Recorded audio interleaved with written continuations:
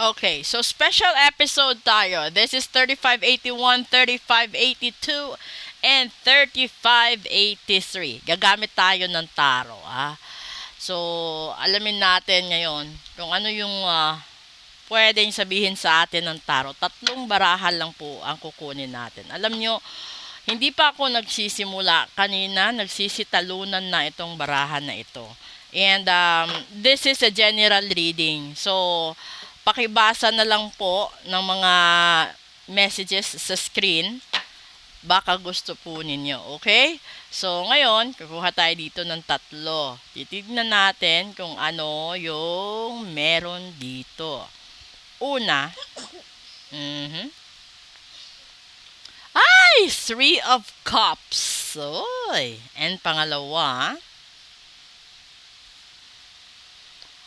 Two of Swords. And pangatlo, ay, Nine of Cups. Okay, ito na yon, di ba?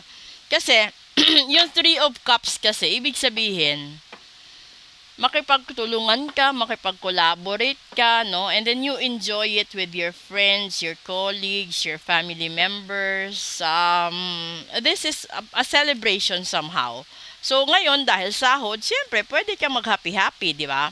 And then, dito sa gitna, is Two of Swords, which is the level of miracles. So, ibig sabihin, para matanggap mo yung miracles na deserve mo sa buhay, 'di ba?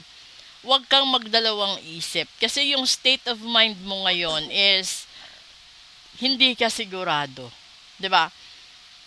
Paalala kung tungkol ito sa pag-ibig, wala namang kasiguraduhan 'di ba?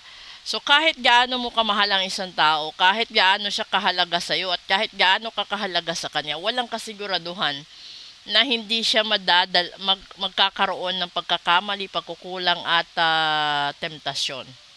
So, para siguro, no, mawala yung mga pangamba mo, duda mo, pag-alinlangan mo sa sarili mo or sa sarili niya, sa kanya, kailangan fulfilled ka, kailangan buo, 'di ba? 90% ang tiwala mo sa kanya para magkaroon ng independent na kalayaan, magkaroon ng pagtitiwala sa bawat isa. Kasi hindi mo masasabi na mahal ka na isang tao kung hindi ka niya nirirespeto.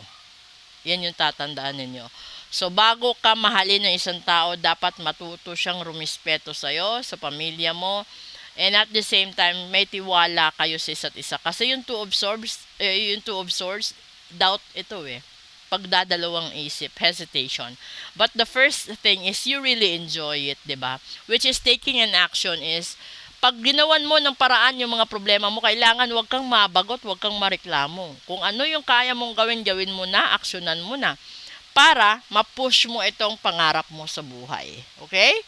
So this is the fulfillment. Proceed tayo sa English episode natin. Pakibasa na lang po yung nakasulat sa screen and message nyo po ako. Thank you!